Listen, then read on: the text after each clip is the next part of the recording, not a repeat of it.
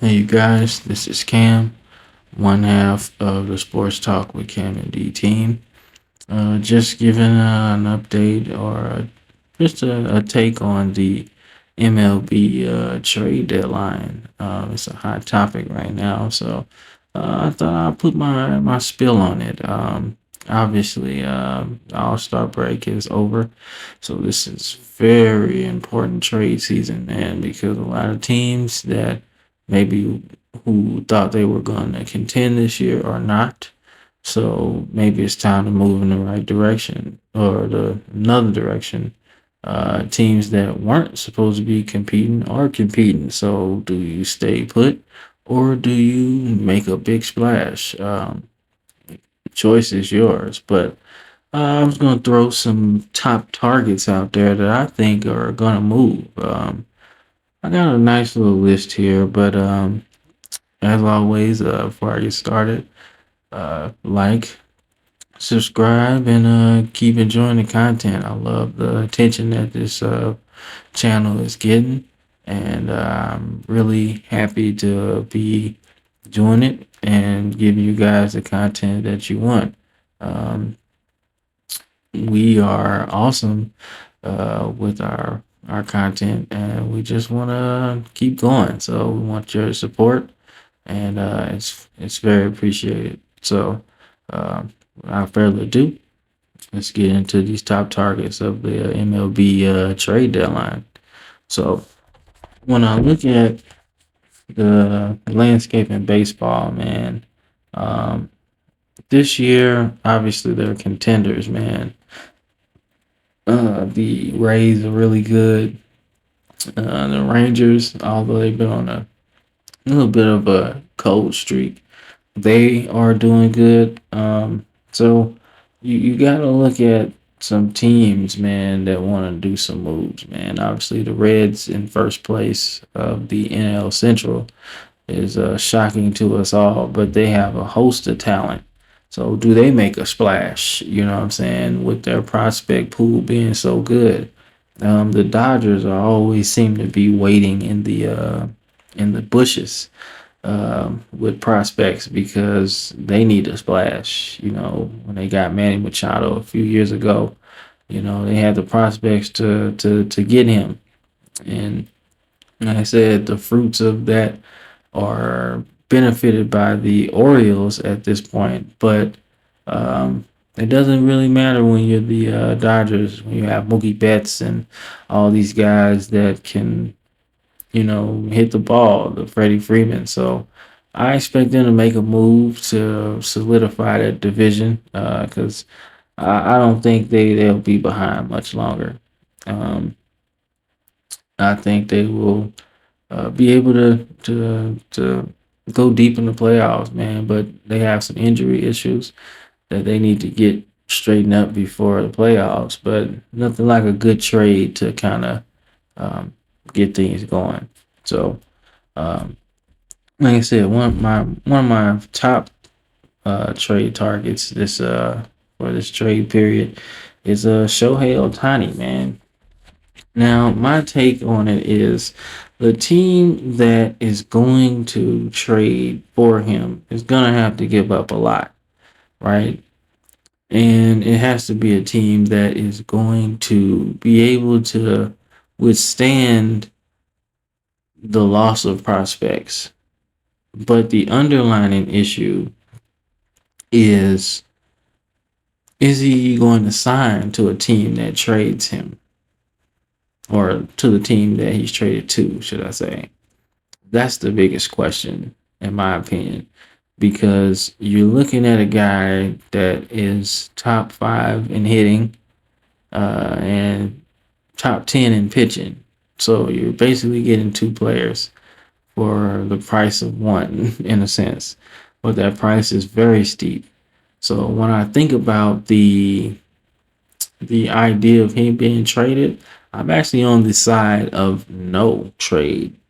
Honestly, I don't think the Angels are going to trade him at the end of the day because they won't get back what they um, are hoping to.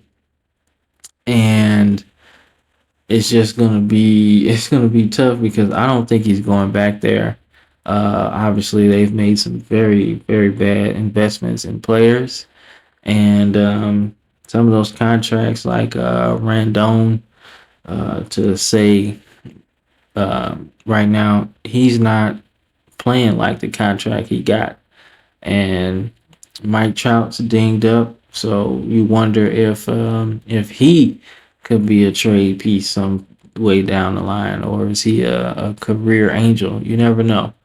But they haven't won, and they spent a lot of money, and so I don't know if Otani's going back. I don't think so because they haven't won, and I think one of his biggest things is playing for a winner. So you do the math. He ain't staying. But I also know they ain't trading him because the haul they'll get back is stupid, and it's risky for the team that's going to trade for him because he might not sign with them in the offseason. So um, just something to look at, man. Next on my list is Marcus Stroman, man. Marcus Stroman has been pitching his tail off for the Cubs, man, and I don't like the Cubs, but him personally, he's been pitching real good, man. And I think a playoff contender will give up some prospects, to get a guy like him that's been, pitching his tail off and doing some ticket punching. To quote my guy Mark DeRosa on MLB Network. But he's he's gonna be a high valued target, man, because he's gonna be somebody that they can depend on, in a one game playoff scenario, man. I would ride with him because he's a gamer and I like him. I've been a Stroman fan since the World Baseball Classic, and man, a couple years ago he was awesome, and he's still awesome. So definitely him. Now we get into the fire sale of the trade market, man. I believe that the White Sox are going to be a team that fire sales, man. I think they're going to be one of those teams that gonna trade a lot of players, man. I expect them to move Tim Anderson. I expect them to move Lucas Giolito. And I expect them to move Lance Lynn. I expect all those guys, and maybe some other guys on their team as well. I expect them to move those guys because there isn't much they can do. They aren't going to win that division, and they're underachieving for some guys. And they can go in rebuild mode. There's nothing wrong with that at all. So when you look at the White Sox, they're gonna be in a fire sale mode. So, like I said, to this point, when you get to this point of the trade deadline race, you can't um you can't be half stepping and think you're gonna win when the teams ahead of you keep winning too, and you have head to head matchups. So I think that the White Sox are gonna be in sale mode. Um, Not Marlins after they win the World Series trade mode, but I think they'll be in definitely fire sale mode though, because they got a lot of good players and they can get a lot of good prospects from these players, man. Specifically Tim Anderson. I think Tim Anderson can benefit some team in the infield. He is an all-star, so he's got that ability. So he can benefit a team. I think Lance Lynn is a horse. I think he can sit here and do a whole lot on that mound, man. And he can be a one game starter as well. I say the same thing about Lucas Giolito, man. He has a no hitter on his resume. So you know he's got some good stuff. So somebody will be looking at him, man. So that's what I think. The White Sox are going to be in fire sale mode. But moving on to some borderline cases, man. like I said, I think Josh Hader might be a guy that's moved at the trade deadline, because as we go into winning time, you know, August, September, you need a guy to close down the shop, man. And what better closer in the game right now than Josh Hader, man? He's got six stuff, man, and he can spin it off that mound. So I think he'll be a nice trade piece. The San Diego Padres have been aggressive. In the offseason they were. Alexander Bogarts, um, and shoot, getting Hader last year was aggressive. So you want to see, you want to see them win because they have so much good players. But hey, that's the price of spending all that money. Sometimes it just don't mesh. But I think Josh Hader will benefit plenty of teams if they were interested in trading him. And if Preller, the GM of the Padres, is anything like he's been, he's gonna make a deal. And like I said, I expect them to be um, shopping him. Um, I don't know about anybody else on their team as far as like Juan Soto or whatever, but um, I don't know. Like I said, but I do know Hater is going to benefit some teams down the stretch, man. Like I said, I hate to be beat on the Dodgers being the team for a lot of these guys, but shoot, the Dodgers have a rich farm system, man, and they can make a deal for just about anybody.